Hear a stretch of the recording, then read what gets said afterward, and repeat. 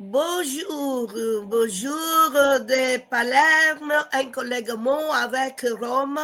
Je suis Marika, je suis la journaliste dans la Fière du Méditerranée en Sicile et je donne la bienvenue à son Excellence Cyril Ganou Bandolo. Merci, merci beaucoup d'avoir partagé ce projet international avec les femmes du monde et je vous remercie. À vous la parole, ambassadrice. Ok, merci bien, Madame Marika, pour cette opportunité que vous nous donnez, voilà, de nous entretenir avec vous. C'est vraiment un réel plaisir. Et en effet, depuis ma nomination, j'ai déposé mes valises à Rome le 5 novembre 2024 et j'ai présenté mes lettres de créance au président Mattarella le 5 décembre. Et depuis lors, bon, j'ai commencé à travailler sans problème. Tout se passe très bien. Merci, merci beaucoup pour votre participation à ce projet. Et je commence directement à vous faire la première demande. Vous êtes ambassadrice du Burkina Faso. J'aimerais vous demander brièvement quel est le parcours professionnel, éducatif d'une femme du continent africain qui souhaite accéder au métier d'ambassadrice. D'accord. Merci, Madame Marika, pour cette belle question. Pour une femme africaine souhaitant devenir ambassadeur, le parcours est le même au Burkina Faso qu'en Italie et partout aussi dans le monde. Bon, concrètement, au Burkina Faso, c'est le chef de l'État qui nomme les ambassadeurs sur proposition du ministre des Affaires étrangères. C'est généralement le choix est fait entre les fonctionnaires qui font partie vraiment de la crème. Voilà, la crème ou les cadres du pays, parce qu'il y a souvent des exceptions.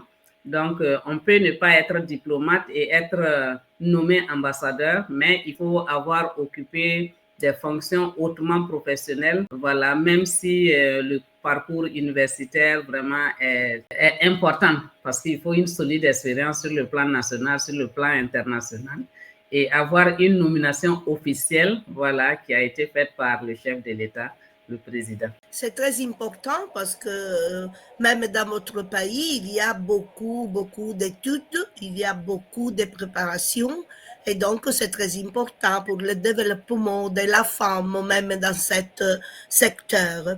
Je C'est vous vrai. fais une autre demande. Oui.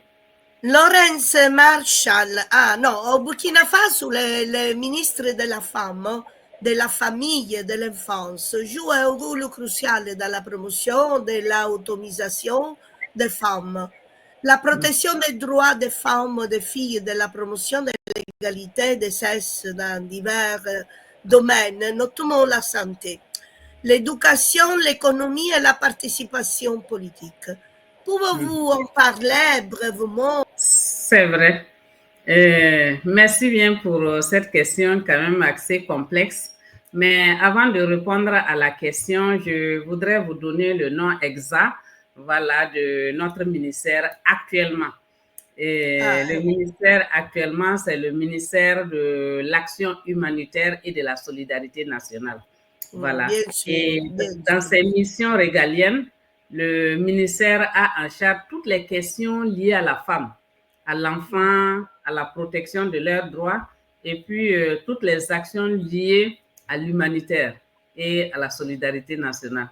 Bon, il faut dire que c'est un ministère vraiment qui a un vaste champ d'intervention et nous pourrons prendre des heures pour en parler parce que c'est un ministère que je connais très bien et pour y avoir occupé de hautes fonctions.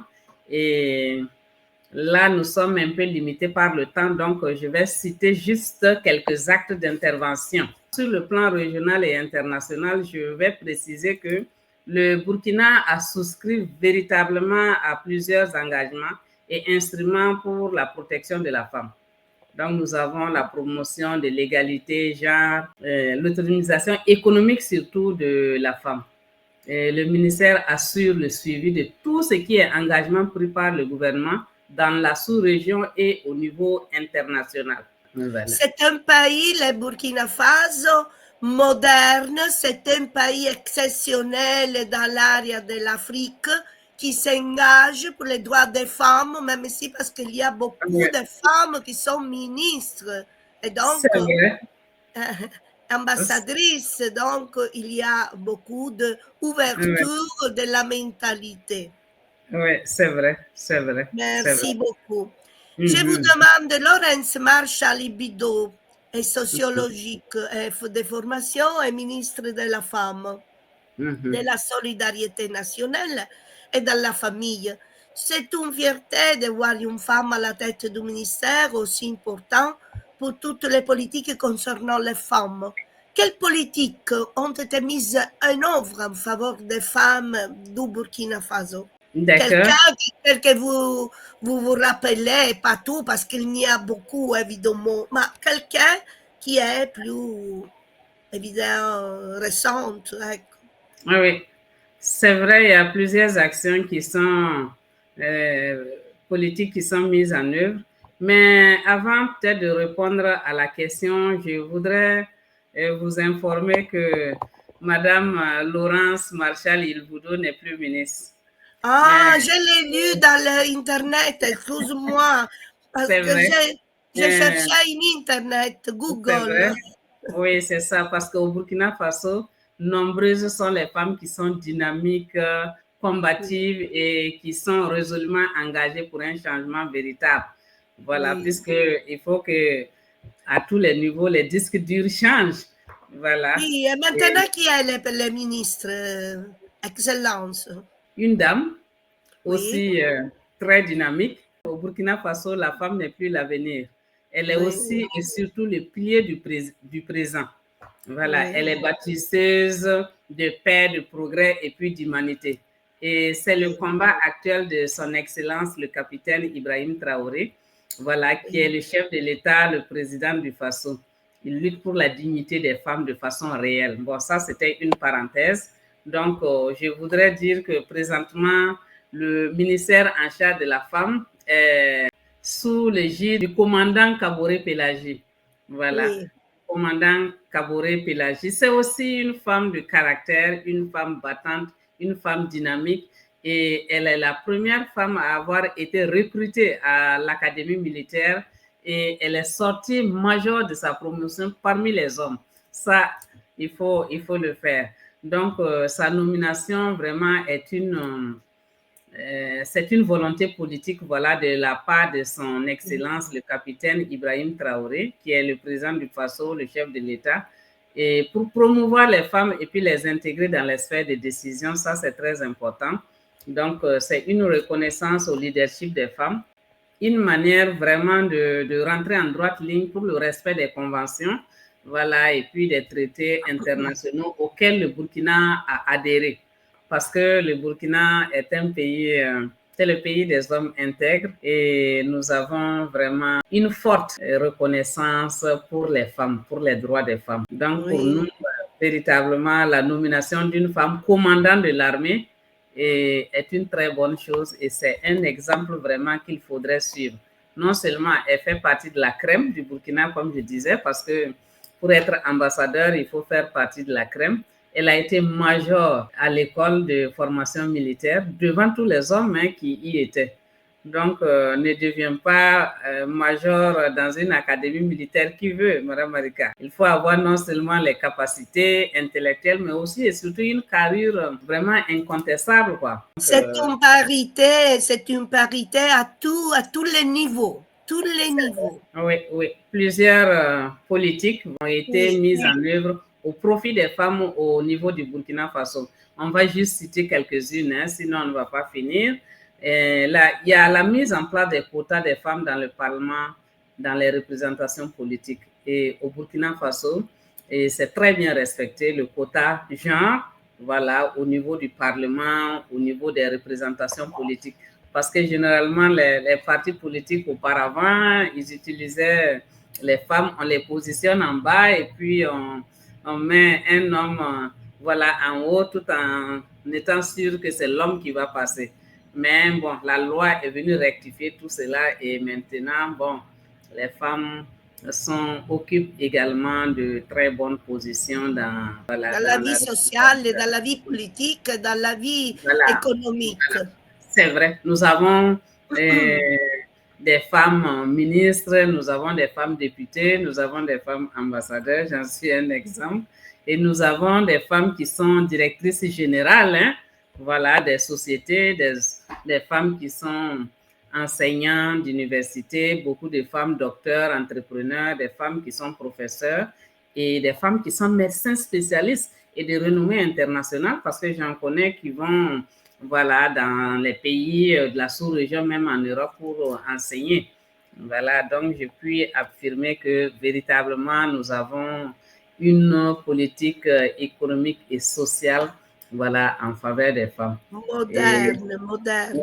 oui, ces politiques-là, généralement, visent vraiment à garantir l'égalité des droits et des chances pour les femmes et les filles et à les équiper sur tous les plans et pour les autonomiser dans tous les domaines de la vie. Et le gouvernement soutient véritablement toutes les initiatives dans ce sens. Ouais. Merci, merci beaucoup, mais c'est le mérite aussi d'un président qui est moderne, un président qui a une adresse moderne avec la parité des droits entre les hommes et les femmes. C'est Et je vrai. vois, oui, et je vois vous faire une autre dernière avant de finir une demande. C'est la quatrième Ouais. question. Le ministère du genre, de la solidarité nationale et de la famille et de l'action civique est également engagé en faveur des femmes. Quel projet avez-vous récemment mis en œuvre? Oui, c'est l'action sociale, hein, voilà. Et ce que je veux peut-être ajouter pour répondre à votre question, c'est qu'en plus des projets au profit des femmes, des filles, au niveau national, nous avons au Burkina Faso adopté plusieurs textes de loi et l'élaboration et puis la mise en œuvre opérationnelle des politiques et des stratégies dans tous les domaines et secteurs d'activité. Donc, on peut citer en matière d'autonomisation économique de la femme quelques projets qui, voilà, qui sont très importants.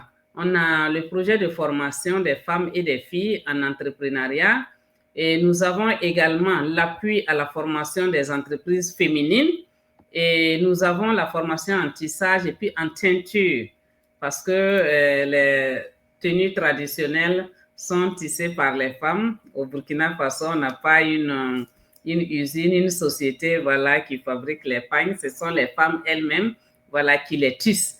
Et il y a plus de 2000 femmes qui ont suivi une formation, qui savent tisser les tenues que je porte. Et on les a également dotées en kit d'installation pour qu'elles puissent travailler. Et on les a également donné un fonds de roulement. Ça, c'est vraiment un projet qui a beaucoup été apprécié. Et nous avons également des projets d'appui pour la mise en œuvre des activités génératrices de revenus parce qu'il y a des femmes qui sont dynamiques, qui veulent faire quelque chose, mais elles n'ont pas les moyens. Donc, on leur facilite l'accès, voilà, pour pouvoir mener une activité génératrice de revenus. Donc, en plus de l'autonomisation économique, nous avons des projets en matière de la protection des droits des femmes. Parce que ça aussi, c'est important. Les filles, au niveau opérationnel, je peux faire cas du projet de lutte contre les mutilations génitales féminines. Parce que vous savez, la pratique de l'excision continuait en Afrique et également au Burkina Faso, mais actuellement, il y a des textes qui ont été votés qui interdisent la mutilation génitale féminine et puis le trafic des enfants et des femmes. Oui. Et il y a la mise en place d'un fonds d'assistance judiciaire parce que nous avons des femmes et des filles qui sont victimes de violences basées sur le genre. Et ce fonds d'assistance-là les accompagne au niveau juridique pour qu'elles puissent rentrer dans leurs droits. Et nous avons également des activités de sensibilisation sur la promotion et l'égalité des sexes. Ce n'était pas permis, voilà, à toutes les femmes d'accéder à certains postes. Et actuellement, En tout cas, nous avons des activités de sensibilisation sur la promotion de l'égalité des sexes. Et en plus, nous avons des projets de renforcement des capacités des différents secteurs sur le genre. Il existe un circuit de financement des cas de violence basée sur le genre avec un numéro vert pour les dénonciations. Parce que si vous êtes, vous êtes en présence d'un cas de viol, en présence d'un cas de violence, vous pouvez appeler ce numéro vert-là pour faire la dénonciation. Donc, et puis également quelque chose vraiment qui est très, très important aussi que j'aimerais évoquer ici, c'est qu'au Burkina Faso, tous les projets et les programmes utilisent désormais la grille d'analyse des politiques genre.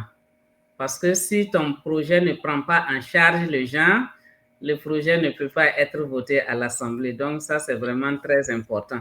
On a beaucoup de textes et puis de lois qui ont été votés. Et il y a quelque chose qui est très important également, Marika. Dans tous les ministères et les institutions, il existe ce qu'on appelle une cellule de promotion genre. Donc, toutes ces mesures voilà, ont permis d'engranger vraiment des résultats très satisfaisants dans le domaine de la promotion du genre. Et dans le secteur de la santé, voilà, dans le secteur de la santé, toujours au profit des femmes, nous avons la mesure de gratuité des soins au profit des femmes enceintes et les enfants de moins de 5 ans. Ça, c'est suite à un décret qui a été pris par le président et vraiment, la population a très bien accueilli. C'était au bonheur vraiment de la population. Nous avons également la gratuité pour la planification familiale. Voilà, parce que au Burkina Faso, dans les villages, les femmes n'avaient pas accès voilà, à la planification familiale et ça, ce n'était pas, voilà, il y avait beaucoup de grossesses indésirées et tout, mais actuellement, non seulement la planification est faite pour l'espacement des naissances, mais aussi pour lutter contre les grossesses indésirées. Donc, il y a eu également une vaste campagne voilà, de renforcement des capacités des prestataires en planification familiale. Et toutes ces mesures ont permis véritablement de réduire la mortalité néonatale dans notre pays. Ça, c'est selon les chiffres de l'OMS. Je n'ai pas de paroles parce que vous êtes exceptionnel. Pour ce qui concerne soit l'exposition qui est très claire, mais même la peculiarité, la spécificité de ce que vous dites, de la situation dans les pays de Burkina Faso. Admiration pour ce que vous faites dans votre pays.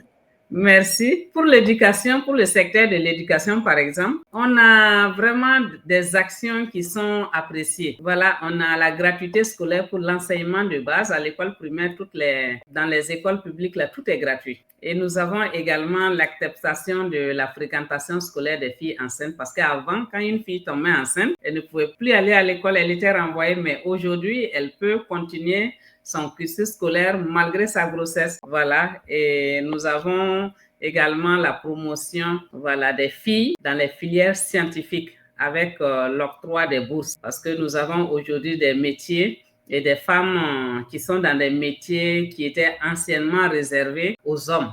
On a aujourd'hui des femmes militaires, on a des femmes gendarmes, on a des femmes pilotes, on a des femmes enseignantes d'université, on a des femmes chercheurs et même, voilà, beaucoup de femmes dans la médecine. Et toutes ces mesures-là ont permis véritablement d'améliorer les indicateurs de l'éducation qui étaient au rouge sont passés maintenant au vert. Donc, la parité à l'école primaire. Exceptionnel. Oui. À l'école primaire, on a autant d'hommes que de femmes. Donc, la parité est un résultat acquis pour le primaire. Maintenant, pour le secondaire, bon, et la tendance, elle s'améliore petit à petit, mais ça viendra. Voilà, ça viendra. Et dans le secteur de l'économie, nous avons ce qu'on a appelé le FARF. Voilà, le FARF, c'est le Fonds d'appui aux activités rémunératrices des femmes. Toutes les femmes, même celles qui ne sont pas allées à l'école, qui ne peuvent pas aller dans les banques pour prendre des crédits, elles vont vers ce fonds-là, elles prennent des petits prêts et puis elles arrivent à mettre voilà, des activités génératrices. Merveilleux. Voilà. Merveilleux parce qu'il y a tous des instruments qui aident les femmes dans Voilà. l'imprenditorialité, dans l'école, dans tous Oui, les domaines sociaux et économiques. oui, Vous êtes oui. vraiment admirable pour ce que Euh, vous faites pour votre c'est femme de ça. votre pays. Oui. La facilitation Complimenti. des femmes aux ressources financières là, à travers des prêts est vraiment Sì, très encouragée par les autorités actuelles. Et les femmes ont sì. accès à la terre et puis aux intrants agricoles. Parce qu'avant, la femme n'avait pas droit à la terre, c'était le mari. Voilà, mais C'est merveilleux, c'est merveilleux. les choses ont évolué aujourd'hui et la femme a accès maintenant à la terre. Voilà. On va continuer avec la cinquième demande. Son Excellence le Président du Burkina Faso, chef de l'État, le capitaine Ibrahim Traoré, à l'occasion de la récente journée de la femme du 8 mars, il a effectué une visite inattendue sur le site de marche d'une coopérative féminine à Zongo, village situé dans la commune rurale de Lumbila, dans la région plateau central. Il a encouragé les femmes courageuses qui représentent ses yeux, les symboles de la résilience et du combat de Mhm. l'émancipation. C'est un grand président, c'est un grand homme, c'est proche des femmes du Mhm. Burkina Faso. Donnez-nous votre avis. Merci, Madame Marika. C'est comme vous le dites, hein, Son Excellence, le capitaine Ibrahim Traoré, président du FASO, chef de l'État, est un président hors pair. C'est un chef d'État qui aime son peuple, qui se soucie de son peuple. On peut le dire sans crainte. Et ce qu'on peut retenir de lui, c'est que c'est un leader charismatique qui est doté véritablement d'une vision claire et profondément ancrée dans l'intérêt général. Voilà, son sens de l'anticipation, sa capacité à fédérer les énergies font de lui vraiment une figure emblématique de son époque. Donc, ce qui le distingue, voilà, c'est sa capacité à comprendre les réalités du quotidien, surtout des femmes. Et nous pouvons sans gêne dire que sous sa présidence, le Burkina Faso a connu vraiment des avancées majeures.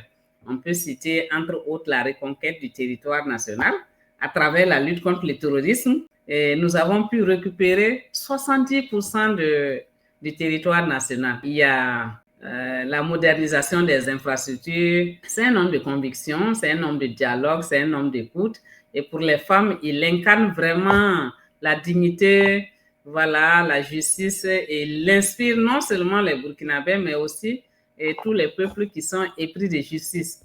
Parce que même en dehors de l'Afrique, il est apprécié. Vous avez peut-être suivi le mois dernier toutes les marches de soutien qui ont été effectuées voilà, dans les différents pays pour les soutenir. Et ça, c'était vraiment suite aux allégations, voilà, du général américain Langley de Africom, qui d'ailleurs, dans la semaine, a été sauté et puis il a été remplacé par quelqu'un d'autre. Voilà.